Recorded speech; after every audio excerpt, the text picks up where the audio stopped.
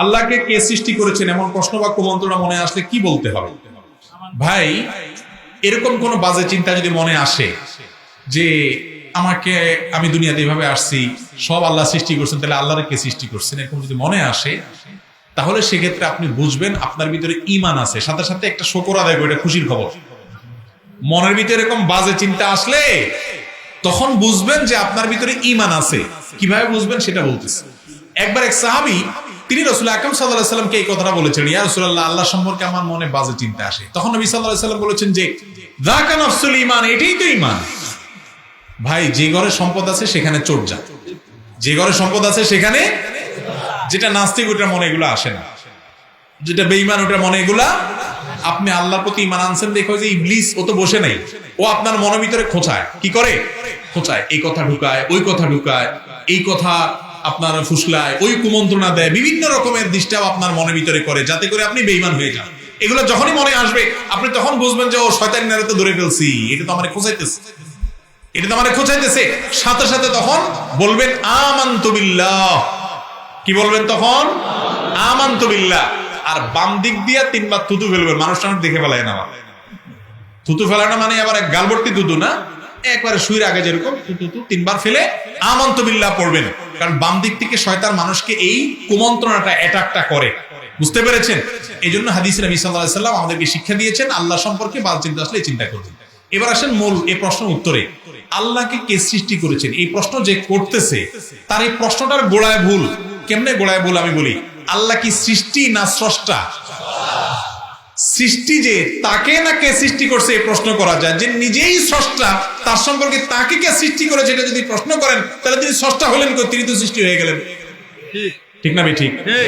আল্লাহ যদি, আল্লাহর সম্পর্কে যদি আপনি মনে করেন যে আল্লাহর সৃষ্টি কে করছে, তাহলে তো আল্লাহ নিজেই সৃষ্টি হয়ে গেলেন, তার স্রষ্টা খুঁজতেছেন আপনি। আল্লাহ তো স্রষ্টা, যিনি স্রষ্টা তার আবার স্রষ্টা থাকে নাকি?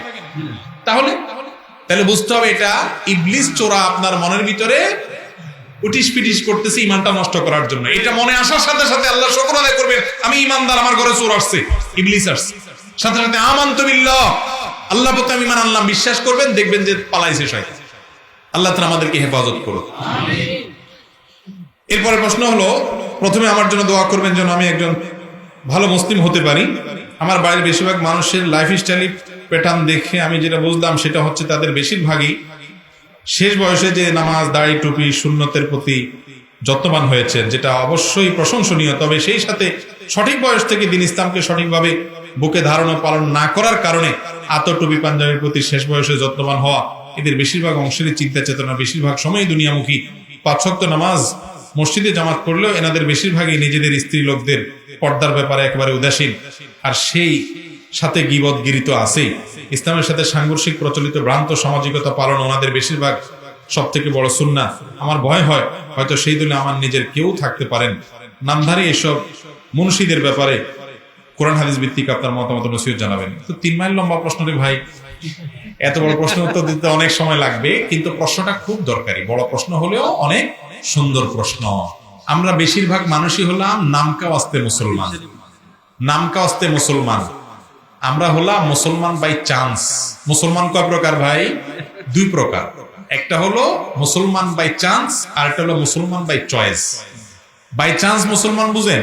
মানে আমার বাপ মুসলমান, মা মুসলমান, তাদের ঘরে জন্ম হয়েছে তাই আমি মুসলমান হয়ে গেছি, এটা হলো বাই চান্সে মুসলমান। আর বাই চয়েসে মুসলমান হলো ইসলাম কি, আল্লাহ কি বলছেন, রাসূল কি বলছেন, কেন করতে হবে বুঝলাম, যা মানলাম সাথে সাথে আমল করলাম, বাই চয়েস মুসলমান। সাহাবীরা ছিলেন বাই চয়েস মুসলমান। ওনারা জাইনা শুনে বুঝা বুঝা মুসলমান হয়েছে। আমাদের মতো আন্ডা দুদ্দা আর শুনে শুনে দেখে দেখে জন্মসূত্রে মুসলমান ওনারা ছিলেন না। ভাই, ধনী 2 প্রকার। ধনী কয় প্রকার? 2 প্রকার। এক কিসিমের ধনী আছে নিজে কষ্ট করে, পরিশ্রম করে, মাথার ঘাম পায়ে ফেলে, তিল তিল করে সম্পদ গড়ে তুলে ধনী হয়েছে, এটা হলো এক রকমের ধনী।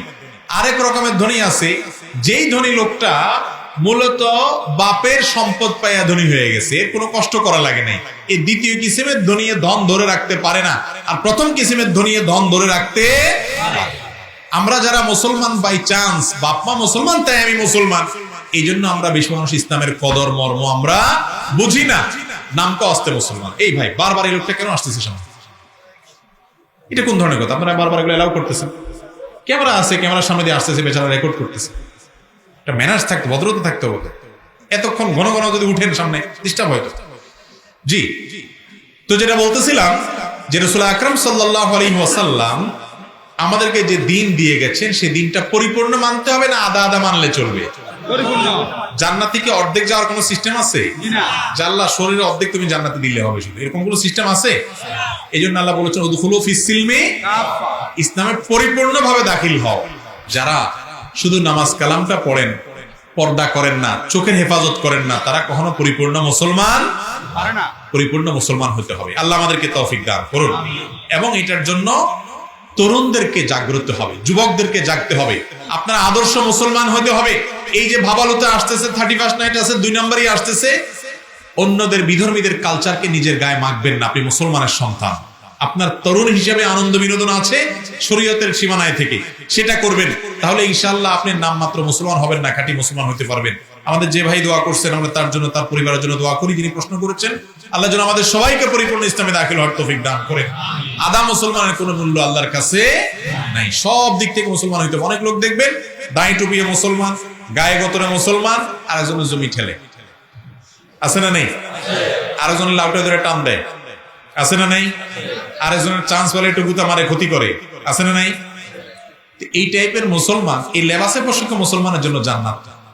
জান্নাত হলো কাজে, কর্মে, আচারে, আচরণে, লেনদেনে, অন্যের অধিকারে, আল্লাহর ইবাদতে, সবকিছুতে মুসলমান। এর জন্য জান্নাতই হলো খাঁটি মুসলমান। ভেজাল মুসলমানের জন্য কি নাই জান্নাত? ভাই জান্নাতে কোনো ভেজাল নেমত দিবে আল্লাহ? তাহলে আল্লাহর কাছে ইসলাম যেটা নিয়ে যেতে হবে সেটাও নির্ভেজাল হইতে হবে, কোনো ভেজাল থাকতে পারবে না। আমাদের অনেক ভাই বোন আছেন, মুরব্বীরা আছেন, নামাজ কালাম পড়ে, কপালে দাগ ফেলে দিছে, মাগার ছেলে মেয়েদের একজনের প্রতি জুলুম করতেছে, আরেকজনকে বেশি দিয়ে দিচ্ছে, আছে না নাই? একজনের দিকে টানে টানে, শুধু আরেকজনের দেখতেই পারে না, আছে না নাই? এটা কি হালাল না হারাম? হারাম। আপনি এক ছেলেকে সম্পদ লেখা দিয়েছেন, আরেকজনকে দেন নাই, গুনাহ, জায়েজ নাই আপনার জন্য। এটা ইনসাফের খেলাফ করছেন, আল্লাহ নিষেধ, আল্লাহ রাসূল নিষেধ করেছে। কিন্তু আপনি নামাজ পড়েন, আপনি মাশাআল্লাহ টুপি পরেন, হুজুর মানুষ, আপনি উল্টা পাল্টা করেন, এগুলো করা যাবে? আল্লাহ তাআলা আমাদেরকে বুঝার তৌফিক দান করুন।